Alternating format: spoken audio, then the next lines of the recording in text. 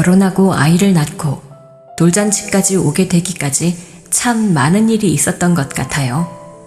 어렵게 임신하며 눈물로 보냈던 기간도 그렇고 출산하던 날도 먼저 떠나신 엄마 생각에 눈물 마를 날이 없었죠.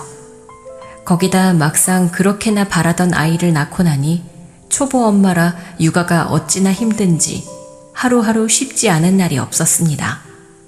그런데 그 중에서도 가장 기억에 선명하게 남는 하루를 꼽으라면 바로 우리 아들 첫돌 잔칫날이다 싶습니다. 양가 모두 기다리셨던 첫 손주였기에 저희는 서울 한복판 5성급 호텔 연회장에서 아들의 돌잔치를 치르게 되었습니다. 사실 축하하는 의미가 중요하기에 돌잔치가 그렇게 화려할 필요는 없다고 생각했지만 저희 시댁이 워낙 손이 크고 기대가 많으셨거든요. 예, 돌잔치 어디서 할 거니? 그날 내 손님들도 많이 올 거니까 호텔에서 해라. 호텔이요?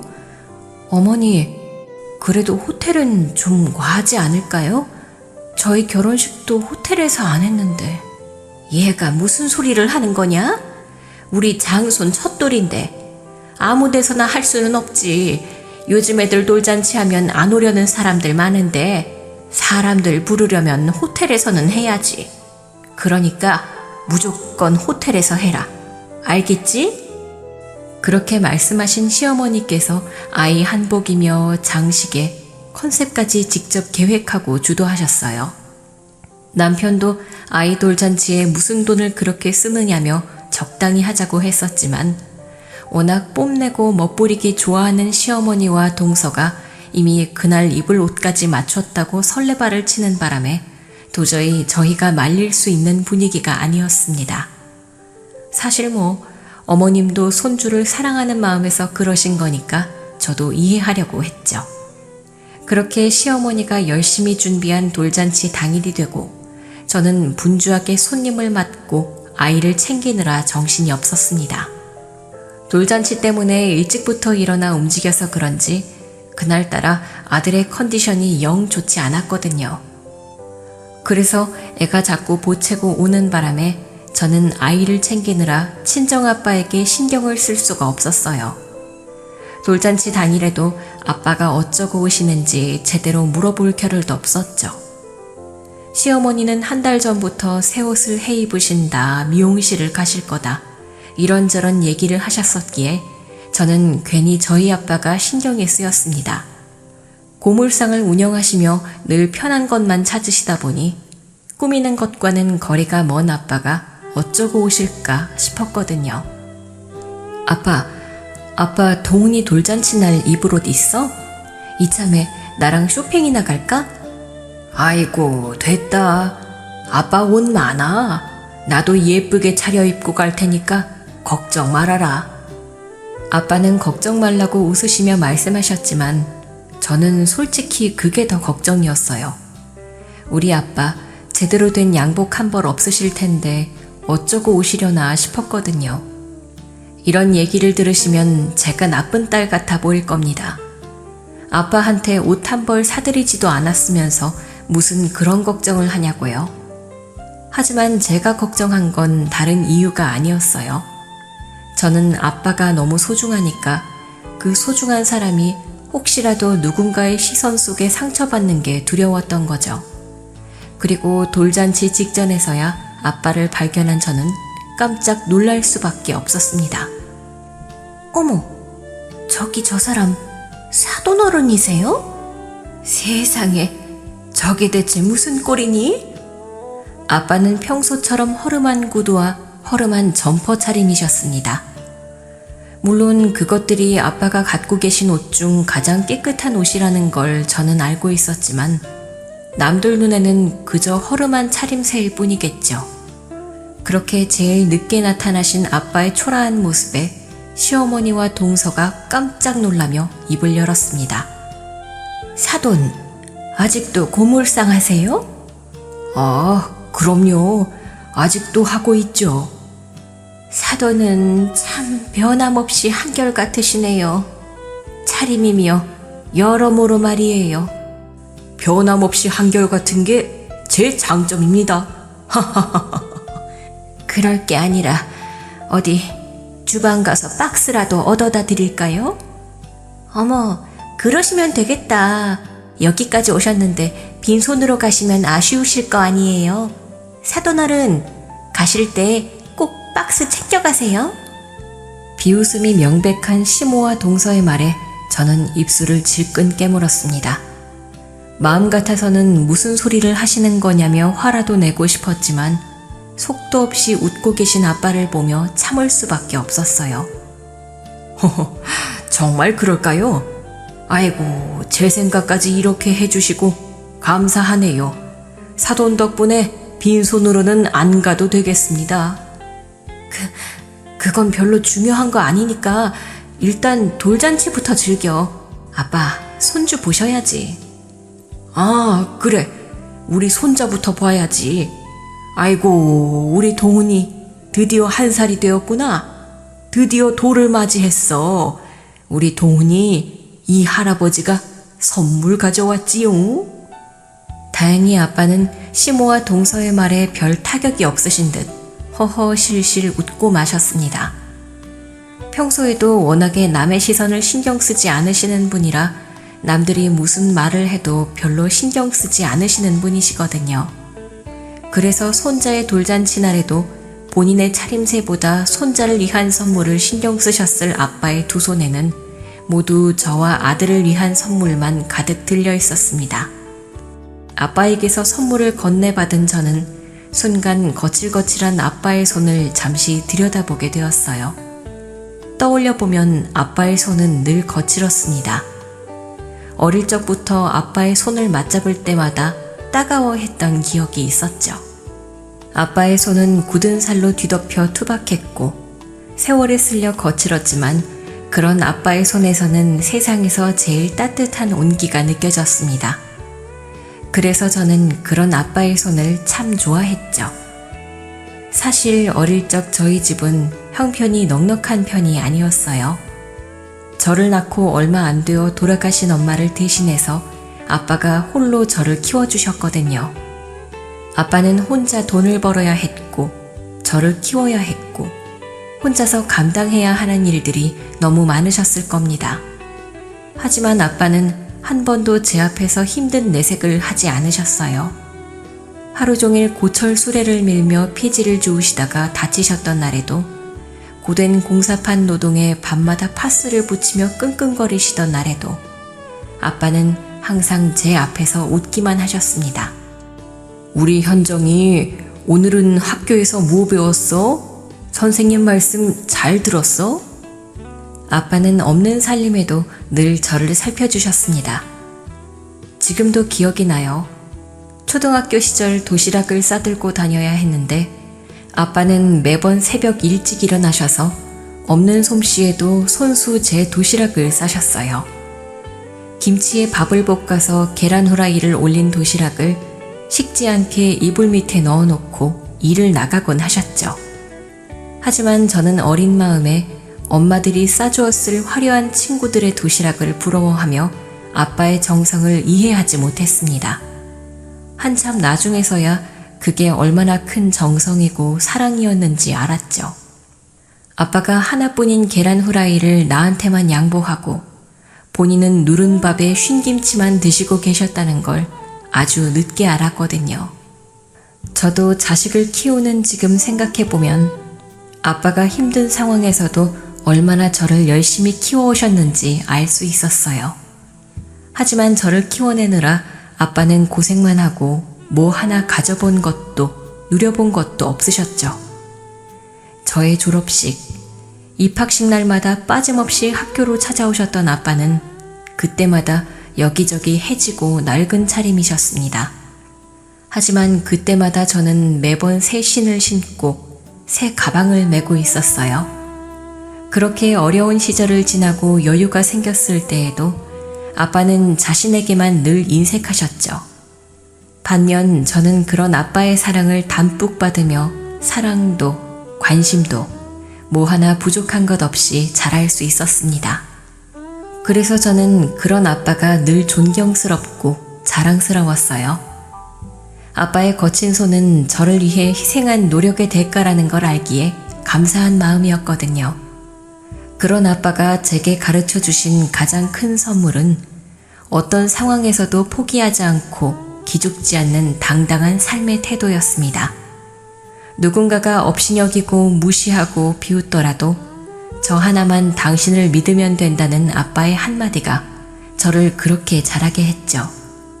하지만 그런 아빠가 남에게 비웃음을 사는 일은 여전히 제게 마음 아픈 일이었습니다. 하물며 저희 아빠를 우습게 여기는 대상이 시댁 식구들일 때는 더더욱 말이죠. 그날도 그랬어요. 어머나, 손님들이 많이 오셨네. 거 봐라. 호텔에서는 해야 손님들이 오신다니까. 요즘 누가 식당에서 돌잔치 하니? 이왕이면 이런 데서 해야 면이 살지. 그러게요. 예상보다도 많이 오셔서 너무 정신이 없네요. 예. 근데 너는 화장을 집에서 한 거니? 예.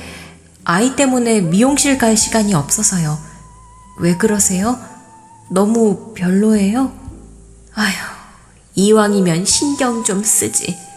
얼굴도 푸석푸석하고 피곤해 보인다. 나 좀 봐라. 아침부터 미용실 다녀온 보람이 있어 보이지 않니? 시어머니는 새벽부터 목욕에 미용실까지 다녀오셨다며 화려한 차림을 뽐내고 계셨습니다. 화려하게 잔뜩 부풀린 머리에 그날을 위해 일부러 맞춘 정장에 목과 손에는 눈이 부실 만큼 반짝이는 보석들이 주렁주렁 달려 있었죠. 그런 화려한 차림의 시어머니는 사람들의 시선을 한 몸에 받고 계셨습니다. 누가 보면 손자의 돌잔치가 아니라 어머님이 재혼식이라도 하는 줄 알겠더라고요. 그런데 그 옆에 시어머니를 같이 모시고 온 동서도 무슨 연예인처럼 드레스를 입고 등장했더라고요. 둘째랑 나는 아침부터 바쁘게 준비했는데 너는 이게 뭐니? 정말 누가 보면 우리가 주인공인 줄 알겠다. 그러게요. 이미 다들 그렇게 보고 있는 것 같은데. 형님, 그래도 오늘은 중요한 날이잖아요. 그럼 신경 좀 쓰시지. 뭘, 내가 주인공인가? 주인공은 우리 아들이지. 그래도 옷 갖춰 입고 나름 신경 쓴 건데. 형님이 워낙 수수하게 생기셔서 그런지 옷이 좀 눌리는 것 같네요. 평소에도 동서는 그렇게 제 속을 긁는 편이었습니다. 동서는 SNS 중독에 온갖 유행을 다 쫓아가야 하고 남들의 눈이 제일인 동서는 늘상 화려한 차림이었죠. 비슷한 성향의 시어머니랑 합이 잘 맞아서 저보다는 늘 둘째 며느리를 끼고 다니는 시어머니셨는데 그날 저희 아들 돌잔치에도 동서랑 같이 미용실을 다녀오셨나 보더라고요. 그리고 동서 역시 시어머니 못지않게 화려하고 눈에 띄었습니다. 그러게 동서는 아주 화려해서 그런가 연예인 같다. 어머, 그래요? 아침부터 준비한 보람이 있네요. 근데 형님, 친정 쪽 식구들은 언제 오세요? 아직 아무도 안 보이시는 것 같은데? 그래, 사돈은 아직이시라니? 아, 금방 오실 거예요. 아까 전화드렸을 때 거의 다 오셨다고 하셨거든요. 너희 아버지는 어쩜 그렇게 매번 바쁘시니? 이런 날에는 좀 일찍 오셔야 할 텐데 뭐가 그렇게 바쁘신 건지 참. 평소 저희 아빠를 은근히 무시하는 듯 하던 시어머니는 그날 역시 아빠가 늦으시는 걸 가지고 한 말씀 하셨습니다. 어쨌거나 아빠가 빠듯하게 오시는 건 맞으니 저도 할 말은 없었죠. 젊어서부터 바쁘게 사시던 아빠는 환갑이 넘은 지금도 여전히 늘 바쁘게 살고 계셨거든요. 이제는 나이도 있고 저도 여유가 있으니 좀 쉬시라고 말씀드려도 아빠는 언제나 제 도움을 거절하고 혼자 힘으로 해내려고 하셨습니다. 그러다 보니 자식들에게 용돈 받아서 여유롭게 지내시는 시어머니와 달리 저희 아버지가 더 바쁘실 수밖에요. 그리고 그때 저 멀리서 아빠의 모습이 보였습니다. 어머, 저기 너희 아버지 아니니? 아빠. 아빠는 평소와 별다를 것 없는 허름한 차림으로 두 손에 작은 봉투와 흙 묻은 종이 가방을 들고서 연회장으로 들어오고 계셨습니다. 크고 화려한 호텔 연회장 안에 한껏 차려입은 사람들과 여실히 비교되는 아빠의 모습에 저도 순간 당황할 수밖에 없었어요. 아니나 다를까 그런 친정아빠의 모습을 본 시어머니가 놀라 까무러치려고 하시더라고요. 어머나, 사돈 차림새가... 아니, 너는 아버지가 뭐 입고 오시는지 챙기지도 않았니? 그냥 아빠가 알아서 하시겠다고 그래서요. 그래도 날이 날인데 저게 뭐니? 고물상 일이 아무리 바쁘셔도 그렇지. 그런데 그 옆에 있던 동서가 한술 더 뜨더라고요. 그러게요, 형님. 사돈 어르신이 좀 너무하신 거 아니에요? 아무리 그래도 손자 돌잔치인데 호텔 돌잔치를 모르고 오셨어요? 누가 보면 여기에 일하러 오신 줄 알겠어요. 목소리 큰 동서의 말을 누군가 들었는지 주변에 있던 손님 몇몇이 피식 웃는 소리가 제 귓등을 때려왔습니다. 순간 제 마음도 얻어맞은 것처럼 멍이 들었죠. 우리 아빠는 겨우 차림새 가지고 무시당할 분이 아니신데 아무것도 모르면서 아빠의 옷차림만 보고 무시하는 시댁 식구들과 주변 사람들이 참 밉더라고요. 저는 속이 부글부글 끓었지만 참을 수밖에 없었습니다. 그 자리에서 제가 화를 낸다면 아빠는 자기 때문에 제가 좋은 날 얼굴을 붉혔다고 분명 자기 탓을 하실 게 뻔했으니까요. 아무래도 날이 날이었기에 저는 참아야만 했습니다. 아무것도 모르시는 아빠는 귀여운 손자를 보고 싶어 들뜬 마음이 그대로 드러난 채로 웃으면서 다가오셨어요. 아이고, 현정아, 아빠 아직 늦지 않았지? 오다 보니 길이 막혀서 말이야. 아빠, 우리 현정이 고생 많았다. 그동안 동훈이 키우느라 힘들었지? 아니야, 힘들긴 무슨. 아빠야말로 오느라 힘들지 않았어? 시간 맞았으면 김서방 시켜서 모시러 가라고 했을 텐데. 모시러 오기는 무슨, 너나 김서방이나 둘 다 바빴을 텐데. 그래도 우리 딸 오늘 참 예쁘다. 아빠와 잠깐의 회포를 푸는 사이 제 뒤쪽에서 누군가가 헛기침을 하는 소리가 들렸습니다. 바로 시어머니셨죠. 제가 저희 아빠와 얘기하는 꼴도 못마땅한 건지 일부러 말을 끊으시는 눈치였어요. 오랜만이시네요, 사돈. 아이고, 사돈이셨어요? 오랜만이십니다. 아니, 저는 무슨 연예인이 있는 줄 알았네요. 하마터면 못 알아볼 뻔했습니다. 아니, 오늘 중요한 날이니만큼 신경을 좀 썼습니다. 예, 아휴, 오늘 아주 아름다우시네요. 예, 근데 사돈은 참 늘상 같으시네요. 변함이 없으세요. 아무래도 호텔이라 남들 이목도 있을 텐데 일하다가 오셨나 봐요? 금방 또 가보셔야 하는 거 아니에요? 아닙니다. 해야 할 일은 다 마치고 왔어요. 오늘은 우리 동훈이 돌잔치인데 제가 빠질 수야 있나요? 정장도 못 챙겨 입고 오신 거 보니 많이 바쁘신가 해서요. 요즘 고물상 일도 경기가 안 좋다면서요? 그래서 제가 사돈 걱정이 많이 됩니다. 아, 참. 여기 호텔 주방에서도 박스 많이 나올 텐데 이따가 좀 챙겨 가실래요?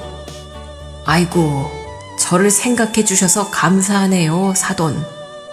기어이 아빠를 무시하는 시어머니의 말에 저는 우라통이 터질 것 같았습니다. 지금 무슨 소리를 하시는 거냐며 따져 묻고 싶었는데 그 자리에서 그럴 수는 없었죠. 다행인지 아닌 건지 아빠는 그런 시어머니의 막말에도 별다른 반응이 없으셨어요. 자기를 무시한다고 생각하지 못하신 건지 아무렴 어떤 말이라도 개의치 않으신 건지 그냥 걱정해 주셔서 고맙다고 하시고 넘어가시더라고요.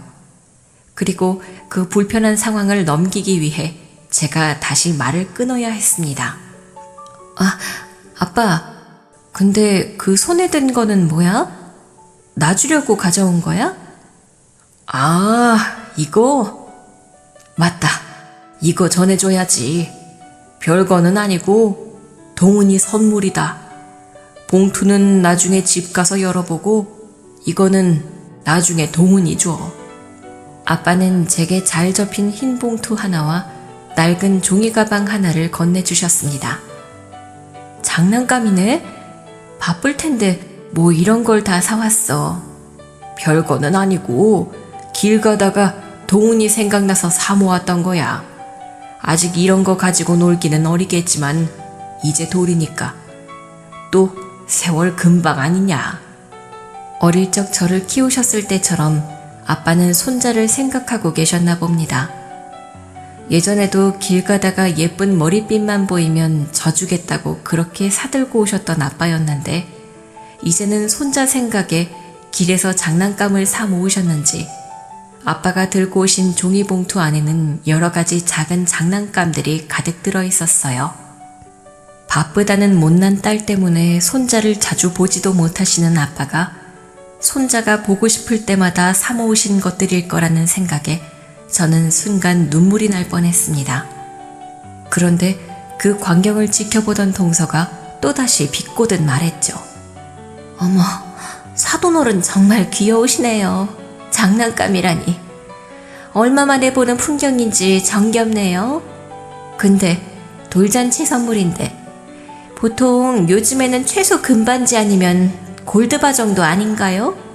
그래도 동훈이 할아버지인데. 그러게. 그래도 사돈, 호텔에서 하는 돌잔치인데 좀 수준에 맞춰주셨으면 좋을 뻔했네요. 그때는 정말 저도 더 이상 억지로 웃지 못하겠더라고요. 저는 손자를 생각하는 아빠의 마음이 감사하기만 한데 자기들이 뭐라고 남의 선물을 가지고 떠드는가 싶었거든요. 하지만 그 와중에도 아빠는 시모와 동서의 말에 일절 흔들리지 않았습니다. 그저 여전히 웃으시며 손자에게 장난감을 흔들어 보였죠. 이거 봐라. 우리 손주 이거 보면 깔깔 웃을 텐데. 너도 어릴 적에 이런 걸 참 좋아했거든. 그때 생각이 나서. 그때 내가 너한테 못해준 것만 많았잖니. 아빠, 정말 고마워. 그럼 동훈이가 정말 좋아할 거야. 금반지니 골드바니 그런 건 어른들 위한 선물이지. 애한테 그런 게 뭐가 필요해? 애들은 장난감이 최고지. 참으려고 애썼지만 저도 모르게 속마음이 흘러나오더라고요. 그러자 시어머니와 동서의 말에 마음이 상한 제 속을 아빠가 눈치채신 건지 제게 눈을 찡긋하시며 웃어 보이셨어요. 괜찮다, 우리 딸. 오늘은 좋은 날이니까. 아빠가 늘 하는 말 알지? 아빠는 세상 누가 뭐라고 그래도 우리 딸만 알아주면 돼. 그 말에 제 눈시울이 뜨거워졌습니다. 그런데 그때 호텔 연회장 입구 쪽에서 몇몇 직원들이 웅성대기 시작했습니다. 어머, 저분 대표님 아니셔? 무슨 소리야? 대표님이 여기 왜 오시겠어? 아닌데, 우리 호텔 대표님이 맞는 것 같은데? 직원들이 수근거리자 하객들 몇몇도 그 소리를 듣고 그쪽으로 관심을 갖더라고요. 어머, 저분 여기 호텔 대표님 아니야? 나 TV에서 본 적이 있어. 그런데 대표님이 웬일이시지? 저분 원래 이렇게 행사에 얼굴 안 비추시는데? 그러게, 오늘 중요한 행사가 있나? 호텔 대표님이나 되는 분이 직접 걸음까지 하시고 말이야. 순간 분위기가 어수선해졌습니다. 사람들은 중년의 그 남성이 누구인지 알아본 듯 다들 신기해하며 웅성거리고 있었어요. 대충 분위기를 보니 그분이 이 호텔의 대표님이라고 하는 것 같더라고요. 그때까지만 해도 저는 무슨 상황이 벌어질지 전혀 알지 못했습니다. 그리고 그때 연회장 입구로 정장 차림의 한 남자가 다급하게 뛰어들어왔습니다. 하지만 그 순간 누구보다 더 놀란 것은 시모와 동서였습니다. 정장 차림의 호텔 대표님이 다급하게 달려와서 찾던 사람이 다름 아닌 저희 아빠였거든요. 사장님, 안녕하십니까? 대표는 순식간에 저희 아빠 앞으로 달려와서는 90도로 깍듯하게 허리를 굽혀 인사를 건넸습니다. 그 광경에 그 자리에 있던 모두가 깜짝 놀랐죠. 이 으리으리한 호텔의 대표라는 사람이 왜 그렇게 깍듯하고 어려워하며 저희 아빠를 대할까 싶었을 테니까요. 시모와 동서도 그런 생각이었는지 둘 다 당황해서 미처 속의 말을 삼키지 못했습니다. 아니, 이게 무슨 일이야? 호텔 대표라는 사람이 대체 왜? 저 고물상 아저씨한테 웬 사장님? 그렇게 모두의 이목이 저희 아빠에게 집중되어 있었습니다.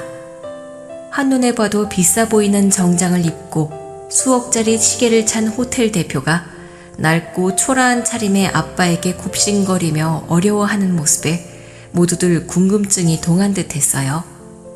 다들 무슨 상황인지 알고 싶었던 건지 순식간에 연회장 안이 쥐죽은 듯 조용해졌습니다. 조금 전까지 온갖 사람들의 말소리로 시끄럽던 공간이 마법처럼 변했죠. 아니, 오 사장님, 여기는 어쩐 일이십니까? 허허, 홍 대표, 오랜만일세. 나야 뭐 오늘 여기서 우리 손자 돌잔치가 있어서.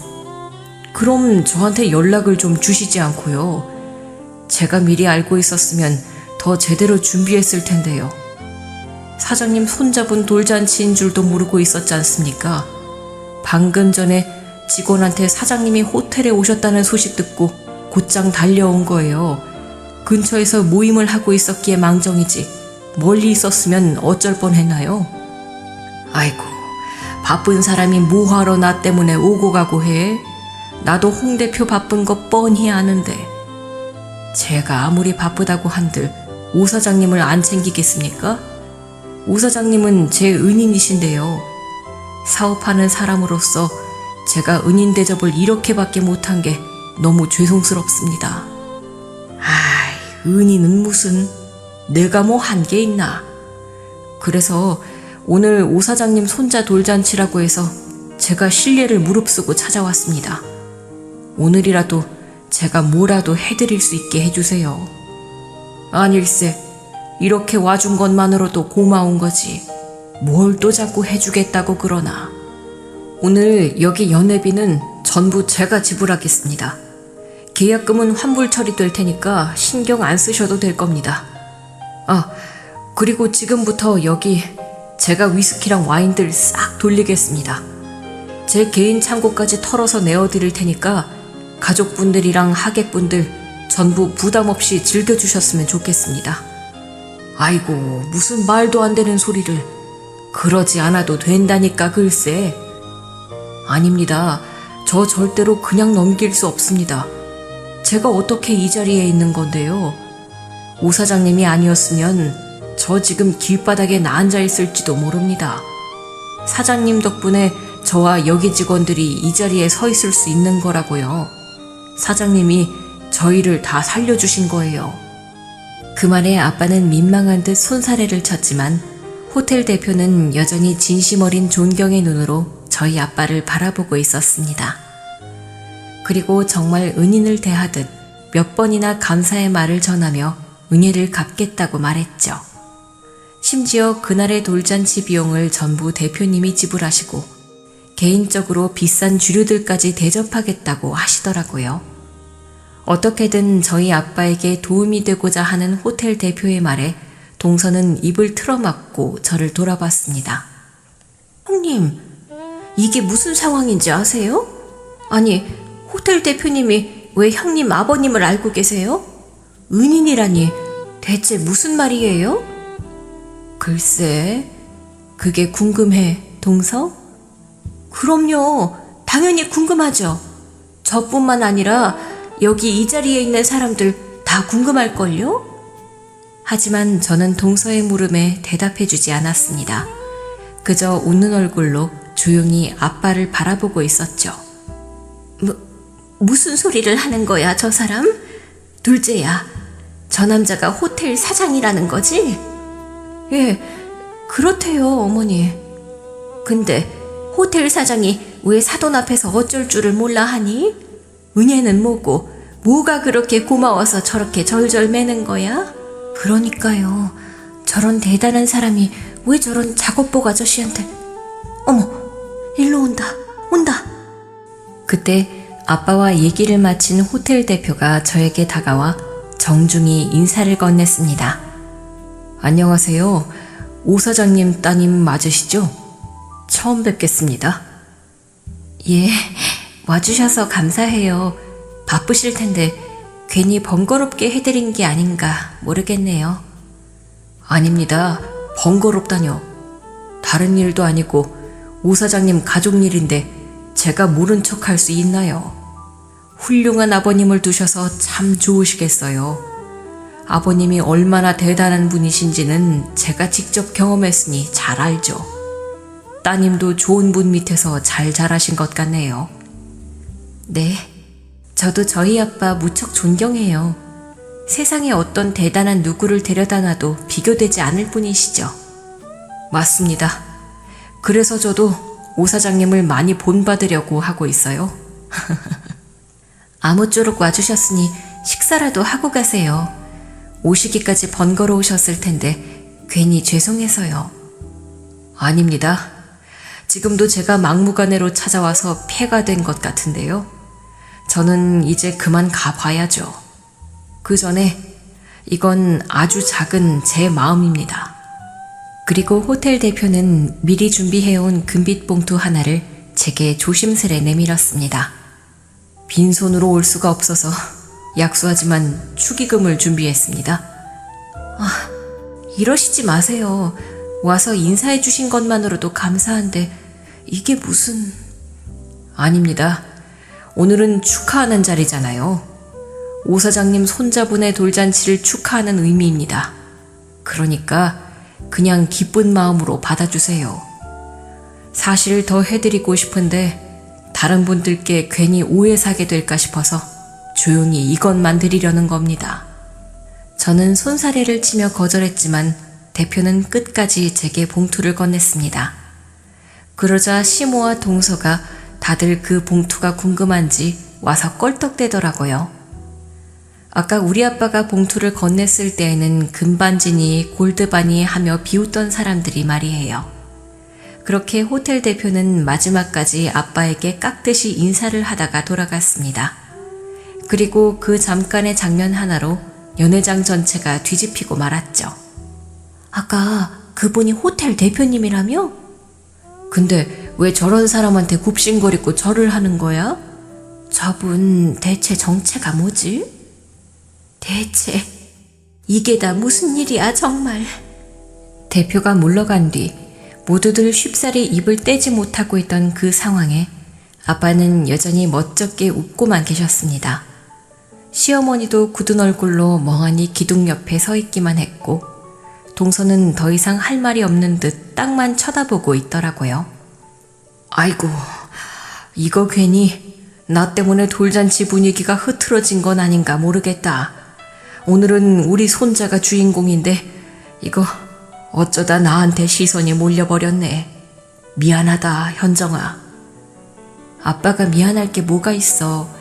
오히려 아빠 덕분에 대표님한테 축하까지 받았는데 호텔 대표님이 직접 달려와서 축하해주는 돌잔치가 얼마나 대단한 거겠어? 아마 여기 있는 손님들 다들 지금 얼떨떨할걸? 내가 망친 게 아니라면 다행인데. 아빠, 너무 멋있었어. 내가 제일 존경하는 아빠가 다른 사람한테도 존경받는 걸 보니까 괜히 기분이 좋네. 저는 머쓱해하는 아빠를 더 띄워드리며 칭찬을 아끼지 않았습니다.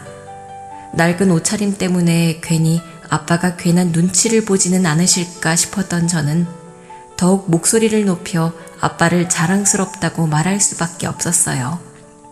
그리고 사람들은 호텔 대표가 약속도 미루고 달려와서 절절맬 만큼 존경한다는 저희 아빠가 어떤 사람일지 궁금해하는 듯 했죠. 그때부터는 더 이상 아빠의 차림새를 가지고 무시하는 사람은 없었습니다. 그리고 동서가 기어이 궁금증을 참지 못하고 저에게 다그치듯 묻더라고요.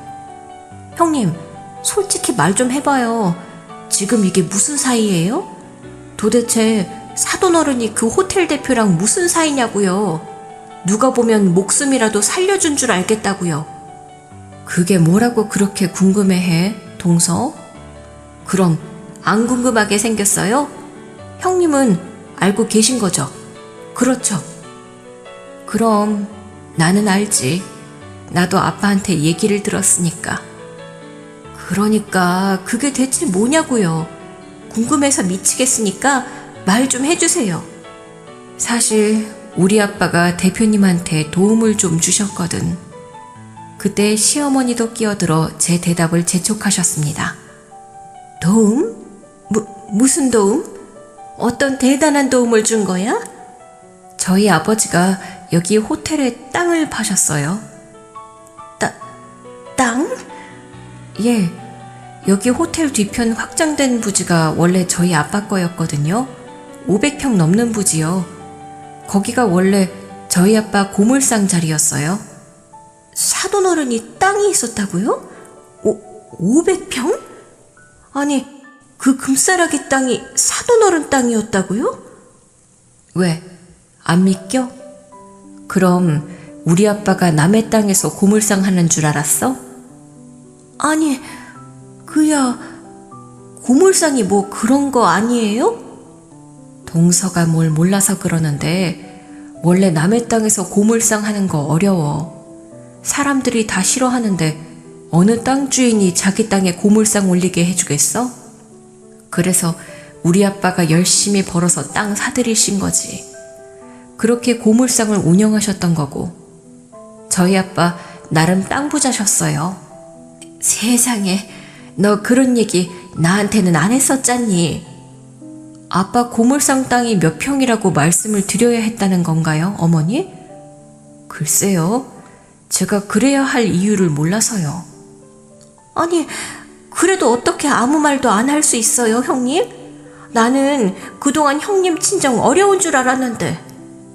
아무도 안 물어봤으니까 안 했지. 그래서 지금 말해주잖아.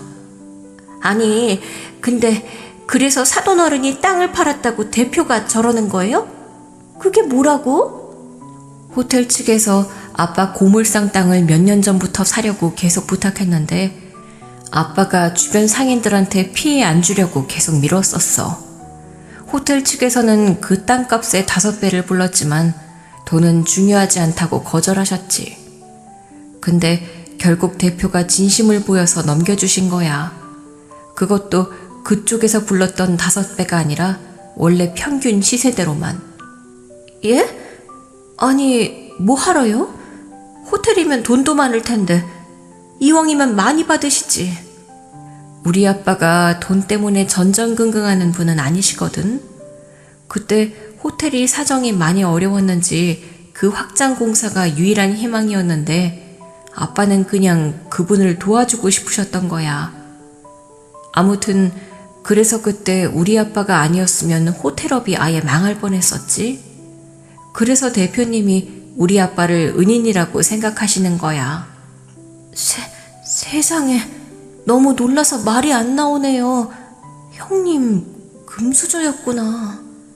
금수저는 무슨, 내가 무슨 금수저야. 그냥 우리 아빠가 여유가 있으신 거지. 사돈이 그렇게 대단하신 줄은 몰랐다. 전혀 몰랐어. 저희 아빠가 워낙 겸손한 분이시잖아요. 남들 앞에서 뭘 드러내거나 자랑하는 걸 싫어하시는 분이시라서요. 게다가 평생을 아끼기만 하시고 자신을 위해서는 써본 적이 없으셔서 그래서 차림새 때문에 오해를 많이 받는 편이시죠. 아까 그 박스 얘기는 그냥 농담이었던 거 아시죠, 형님? 장난이었어요, 장난. 글쎄, 우리 아빠도 그 말을 농담으로 들으셨으면 좋을 텐데 아빠 속이 어떤가야 나야 모르지 뭐. 세상에, 반전도 이런 대반전이 없네. 이런 건 영화에서도 못 보겠네. 드디어 드러난 아빠의 반전 정체에 다들 많이 놀라는 눈치였습니다. 하긴 아빠의 행색으로만 보면 아무도 그런 아빠의 지력을 예상하지 못하겠죠. 워낙 겸손하고 검소하신 분이시라 꾸밀 줄을 모르시거든요. 게다가 남들의 눈에 어떻게 보일지 그런 게 중요한 분이 아니시다 보니 오늘 같은 일이 하루 이틀도 아니었죠. 저는 아빠가 괜히 무시를 당하는 게 속상해서 말씀드리기도 했지만 그때마다 아빠는 차라리 더 좋다고 하셨습니다. 남들 앞에서 돈 자랑해봐야 돈 나갈 일만 있을 텐데 자기는 다들 불쌍해하고 잘해주니 얼마나 좋겠냐고 우스개 농담을 하곤 하셨죠. 아이고, 이거 홍 대표 때문에 내가 난감해졌네. 이거 더 이상 숨기지도 못하고 어떻게 하냐, 현정아? 왜? 아빠 계속 아쉬운 척해서 덕보려고 그랬어? 아니, 뭐 속이려고 그런 건 아니지만 남들이 챙겨주면 좋은 거지 않냐? 그래서 사돈도 나한테 폐지 얻어가라고 말씀도 해주시고 공짜로 그런 이득이 있으면 좋은 거지. 안 그러냐? 덤덤하게 말하는 아빠의 말에 시어머니는 얼굴이 새빨갛게 달아올랐습니다. 자기가 감히 함부로 무시할 수 없는 사람을 무시했다는 생각에 스스로가 부끄러우신 듯 했죠. 아니, 근데 그럼 사돈은 왜 아직도 고물상을 한다고 그러세요? 호텔 부지로 넘기셨던 거 아니에요? 아, 그 땅은 팔았죠. 근데 제가 운영하던 곳이 하나 더 있었거든요. 두 개요? 예. 아무튼 원래도 나이 드니까 힘에 부치기도 하고 그랬었는데 팔아버린 김에 하나만 운영하기로 했어요. 사실 저도 아빠 나이도 있으시고 이제는 좀 여유 있게 즐기시기를 바랐는데 아빠가 다른 분들 때문에 그만두지 못하겠다고 고집을 부리시더라고요. 다른 분들? 또 은인들이 있는 거야? 별거는 아니고 그냥 폐지 주워오는 노인들이요. 그 노인들은 저 없으면 힘들거든요. 요즘에는 제대로 고물값 쳐주는 곳도 없고 받아주는 곳도 별로 없어서요. 그래서 그 사람들 눈에 밟혀서 그만둘 수가 있어야죠. 게다가 아빠가 무료 봉사도 하시고 그러셔서요. 그 동네에서는 저희 아빠가 산타 할아버지예요. 아빠 안 계시면 굶으시는 분들이 많아서요. 그래서 그분들 걱정에 못 그만두실 거예요. 아마. 내가 그만두면 그 사람들 다 굶어야 할 텐데 그 생각을 하면 못 관두지. 아마 나는 죽을 때까지 이 일 하지 않을까 싶다. 아유, 그런 줄도 모르고 제가 너무 죄송해요. 그런 뜻이 아니었고요. 제가 사돈께서 그렇게 큰일을 하신 줄은 정말 몰라서 제가 무리했습니다. 오늘 제가 한 말들 다 잊어주시면 안 될까요? 무슨 말씀을요? 내가 무슨 말을 들었다고 생각하시나요? 아니, 제가 아까 무례하게 했던 말들이요. 남의 차림새를 보고 그러면 안 되는 건데 그때는 상황을 몰랐으니까 그게 너무 부끄럽고 죄송스럽네요. 압니다. 괜찮아요. 내가 워낙 복장도 복장이고 사람들 눈엔 그냥 고물상 사장이겠지요. 남들이 저를 어떻게 바라볼지 저도 모르지 않아요. 애초에 꾸미고 와야 할 자리에 이러고 온 제가 잘못한 거죠. 근데 사돈이 이해를 좀 해주세요. 오늘도 일을 하다가 오는 바람에 제가 꾸밀 여력이 없었네요. 아이고, 그러셨겠죠. 사돈이 그동안 무슨 일을 하시는지 제가 잘 몰라서 그랬습니다. 그렇게 남들을 돕고 좋은 일을 하시는데 옷 정도야 가볍게 입으실 수도 있는 거죠. 제가 너무 생각이 짧았습니다. 이해해 주신다니 감사하네요. 사돈어른, 저도 죄송해요. 진짜 제가 너무 철이 없었습니다. 말씀만 해주셨으면 저희가 어딜 감히 그런 말을 했겠어요? 죄송해요. 아이고, 됐습니다. 그럴 필요 없습니다. 말 안 해도 됩니다. 저는 원래 남의 말에 별로 신경 쓰지 않거든요. 그리고 오늘은 좋은 날이잖아요. 저 괜찮습니다.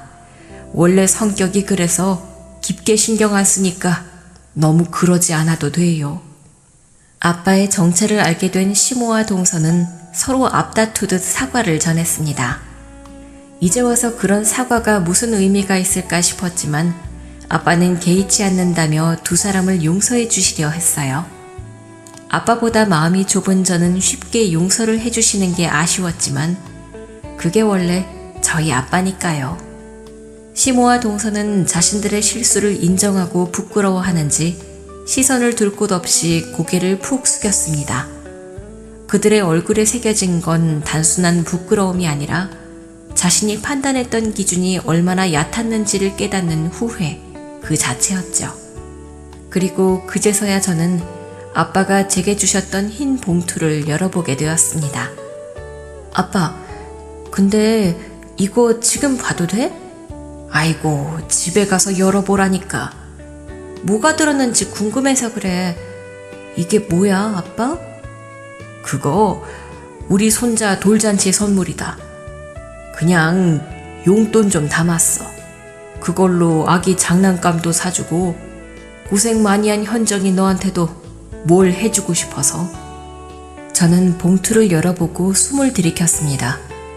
편지나 축의금 얼마가 들어있을 거라 생각한 봉투 안에는 채권 증서, 그리고 제 앞으로 된 적금 통장이 들어있었어요. 그리고 통장의 잔액을 보니 눈을 의심할 정도의 금액이 찍혀 있었죠. 아빠, 이게 대체 뭐야? 내가 고물상일 하면서 네 이름으로 조금씩 넣어둔 거야. 너 결혼할 때도 니들끼리 알아서 하겠다고 그러고 아이 낳았을 때에도 내가 해준 게 없잖니. 언젠가 너에게 도움이 되고 싶어서 모아두었던 거야. 그리고 그걸 이제서야 전해주게 되었네. 아빠에게 뜻밖의 선물을 받게 된 저는 그 자리에서 그대로 울어버렸습니다. 그동안 아빠는 한 번도 티내지 않으셨어요. 아빠가 그렇게나 묵묵하게 저를 위해 준비해 왔다는 걸 저는 그동안 전혀 몰랐네요. 그리고 여전히 아빠가 저를 위해서만 살고 계셨다는 것을 다시 깨닫게 되었습니다. 현정아, 아빠는 그냥 이대로 행복하단다. 나는 비싼 옷이며 비싼 음식이며 더 바랄 것도 없어. 아빠는 그냥 너와 동훈이한테 더 많은 걸 해주고 싶을 뿐이야. 그리고 내가 평생 고물상했다고 창피할 것도 없어. 사람들이 뭘 입었는지보다 어떤 마음으로 살았는지가 더 중요하잖니? 그리고 아빠는 고개를 돌려 시모와 동서를 보며 말했습니다. 그리고 사돈, 우리 이제 진짜 가족인데 서로 너무 판단하진 말아요. 그냥 아이 잘 키우는 데 집중합시다. 오늘도 우리 다들 동훈이를 위해 이 자리에 모인 것 아니겠습니까? 저는 그냥 우리 현정이가 김서방이랑 싸우지 않고 둘이서 합심하여 동훈이를 잘 키워내기를 바랄 뿐입니다. 그리고 그러기 위해서는 조금 더 산 저희가 어른 노릇을 제대로 해야겠죠. 맞습니다. 사돈 말씀이 전부 맞아요. 그게 제일 중요한 것을 제가 잠시 잊고 있었던 모양입니다. 손자를 위한 돌잔치 자리인데 괜히 제 치장하는 데만 신경을 쓰고 남들이 어떻게 생각할지만 염두하고 있었네요. 정작 챙겨야 할 가족에게는 비난을 하고 말이에요. 제가 그동안 얼마나 잘못 살아온 건가 싶어서 제대로 반성하게 됩니다. 앞으로는 저도 사돈처럼 남들 시선보다 제 중심을 잡아가면서 살아야겠어요. 시어머니는 아빠의 말에 감명받은 듯 그렇게 말씀을 하셨습니다. 그리고 다행히 그날 제 아들의 돌잔치는 모두의 축복 속에 무사히 마칠 수 있었어요. 그리고 그날 돌잔치가 끝나고 연회장을 떠나던 하객들은 하나같이 말했습니다. 사람은 절대 겉모습만 봐선 안 되겠더라. 요즘 같은 세상에 저런 사돈이라니 시어머니 되는 사람이 복도 크다. 진짜 부자는 말없이 산다는 말 실감났어. 그리고 저는 알게 되었어요.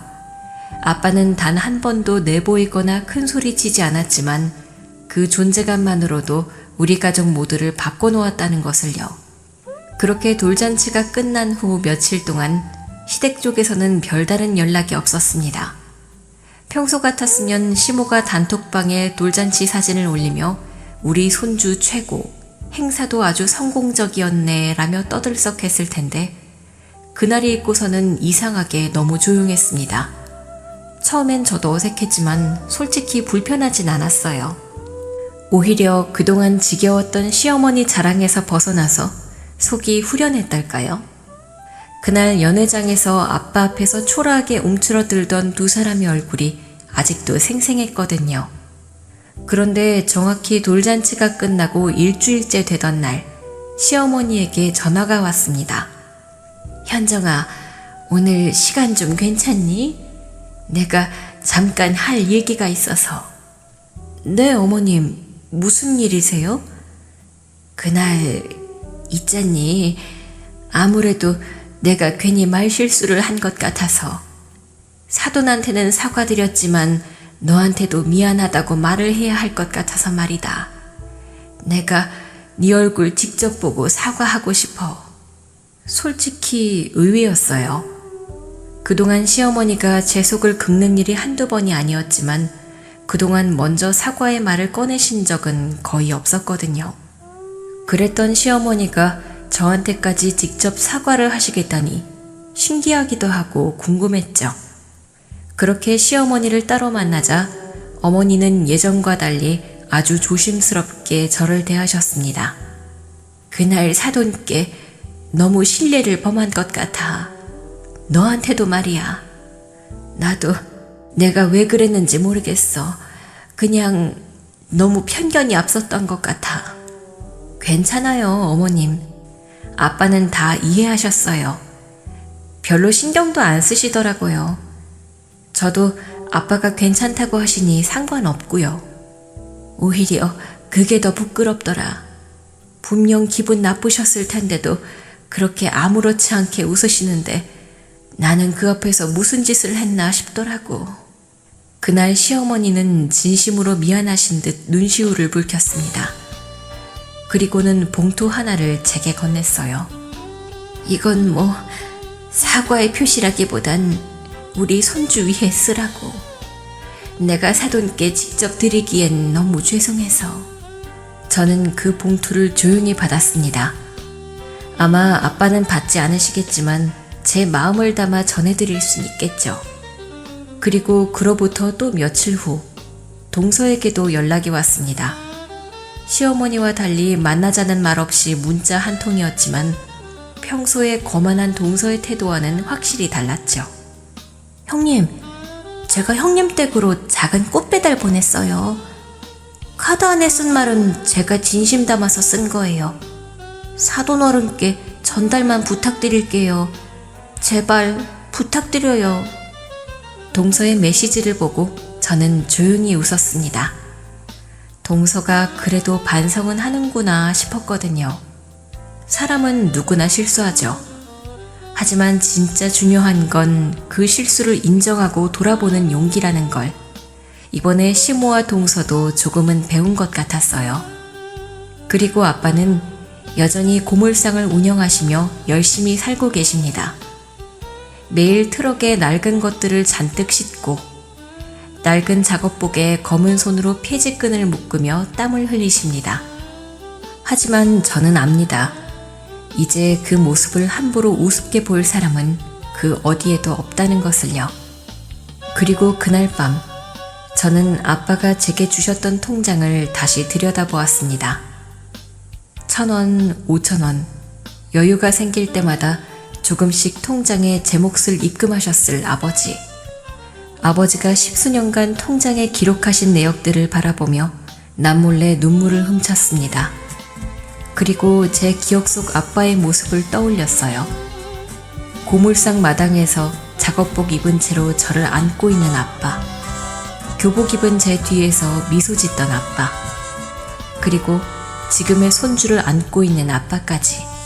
세월은 흘렀지만 아빠는 언제나 저와 우리 가족을 지켜주고 있었습니다. 그리고 저는 언젠가 우리 아들도 저처럼 아빠를 자랑스러워하게 될 거라 생각했습니다. 그리고 저도 진짜 사람의 가치를 알려준 우리 아빠처럼 아이에게 자랑스러운 부모가 되기로 다짐했습니다. 감사합니다.